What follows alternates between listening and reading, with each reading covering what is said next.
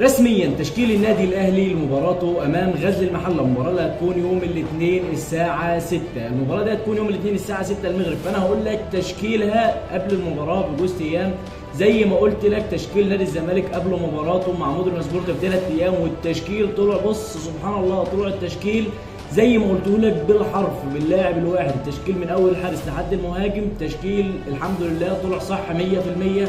فقبل مباراة النادي الاهلي وغزل المحله اللي هتكون يوم الاثنين اقول لك على التشكيل بالظبط، وان شاء الله بنسبه 90% هيكون هو ده التشكيل. فلو مش مشترك في القناه اشترك واعمل لايك ويلا بينا.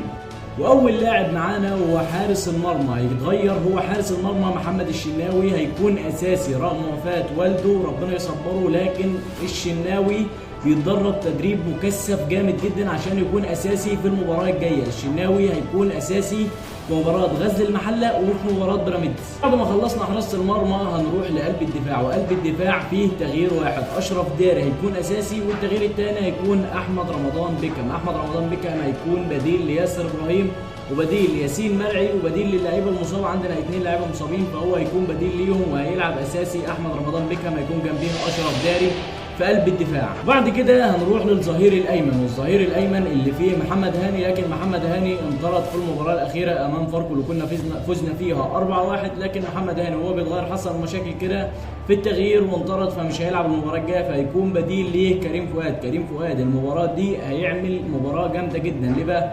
كريم فؤاد بيلعب برجله اليمين، فبرجله اليمين لما يلعب في المركز ده فهيبقى عنده مباراه جامده جدا، لان هو ده مركزه الاساسي، وهو ده على عدله، المركز ده على عدله. لما يلعب كريم فؤاد في مركز الظهير الايسر هيعمل مباراه كبيره جدا جدا ان شاء الله. نروح بعد كده للظهير الايسر، والظهير الايسر ده المكان اللي انا بقلق منه جدا لما يكون فيه كوكا. احمد نبيل كوكا هيبقى اساسي امام غزل المحله، هيلعب في مركز الظهير الايسر، فهو انا بقلق عشان كده، لان احمد نبيل كوكا لعبه ديفندر هتاخد منه لاعب خط وسط جامد جدا، لكن لو جيت لعبته في مركز الظهير الايسر ما بيبقاش كويس، ما تحس ان كده الرؤيه بتاعته مش جامده زي ما بيكون في خط الوسط، ما بيديك في خط الوسط ما بيديكش في الظهير الايسر، فكده كوكا هيكون اساسي في مركز الظهير الايسر. نروح لمركز 6.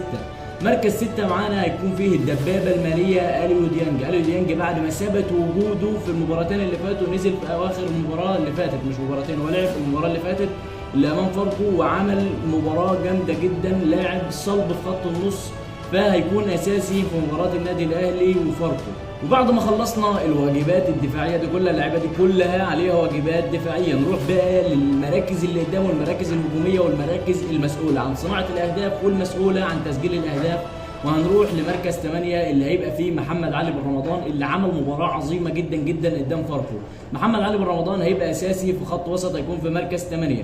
قدامه هيكون مين بقى؟ قدامه بالظبط هيكون فيه زيزو. زيزو هيكون اساسي وهيلعب مركز 10 زي ما ابدع في المباراه اللي فاتت قدام فاركو، سجل هدفين وعمل مباراه جامده جدا. لا هنشوف زيزو ومحمد علي بن رمضان في خط الوسط، فهيعمل مباراه عظيمه جدا جدا، وهنشوف اهداف جميله جدا جدا، وهيكون المباراه دي فيها لعب مفتوح وهنشوف اهداف كويسه. نروح للجناح اليمين، والجناح اليمين تريزيجيه المباراه اللي فاتت ما عملش حاجه فيه خالص، انا حاسس كده ان تريزيجيه مخنوق، مش عارف من ساعه ما جه الاهلي مش شايف له حاجه حلوه خالص مع الاهلي من ساعه ما رجع النادي الاهلي، فان شاء الله تريزيجيه هيكون في المباراه دي هيلعب جناح يمين، فمش عارف بقى هيرجع لمستواه ولا تريزيجيه هيفضل في اللي هو فيه، بيلعب لعبه انانيه، بيلعب تحس ان هو كده تايه في الملعب.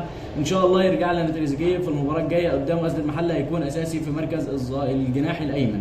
نروح بقى للجناح الايسر، والجناح الايسر اللي المباراه اللي فاتت كان فيها حلويات، كان فيه بص تحس ان المباراه شغاله وعايز تتفرج عليه، وهو اشرف بن شرقي. اشرف بن شرقي في المباراه اللي فاتت قدام فاركو عمل مباراه جامده جدا، تحس ان هو بيعدي واحد على واحد بسهوله، تحس ان الكره في رجله كده سهله، لكن الكره مش سهله، لكن انت تتفرج كده تحس ان هو خلاص هيعدي، مطمن ان هو هيعدي، بيعرف يلعب الكره على الخط كويس، يعني تحس ان هو بيجري كده على الخط لكن الكره ما تطلعش منه ولا تتاخد منه، فهيكون اساسي، هيلعب جناح شمال مكان تريزيجيه، وتريزيجيه هيلعب جناح يمين، فمعانا اشرف بن شرقي هيكون اساسي في مباراه غزل المحله.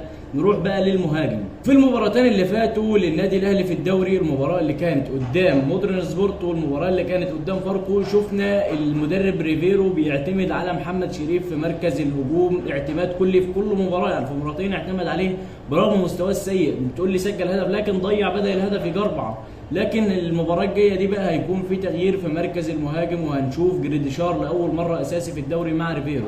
جريديشار انا شايف ان المهاجم ده محتاج يلعب مباراه واثنين وثلاثه واربعه بس مع المدرب ده، وهتشوف والله هتشوف مهاجم سفاح، مهاجم عنده كتله عضليه كويسه جدا، سريع مهاري، بيعرف يلعب ضربات الراس، بيعرف يلعب كور اللي هي من بعيد من خارج منطقه الجزاء، بيعرف يراوغ، بيعرف يدي لمسه للاجنحه، لاعب بيحرك الملعب من اول خط النص لحد الهدف لحد المرمى. تحس ان هو كده لاعب مهاجم متكامل، بس محتاج ان انت تلعبه مباراه واثنين وثلاثه. لو انت مشترك معايا في الراي ده اكتب في التعليقات، قول لي بقى انت شايف ان التشكيل ده هيكون التشكيل الاساسي للنادي الاهلي امام غزل المحله في المباراه الجايه اللي هتكون يوم الاثنين الساعه 6، ولا شايف تشكيل تاني، شايف حد يستحق يكون مكان حد؟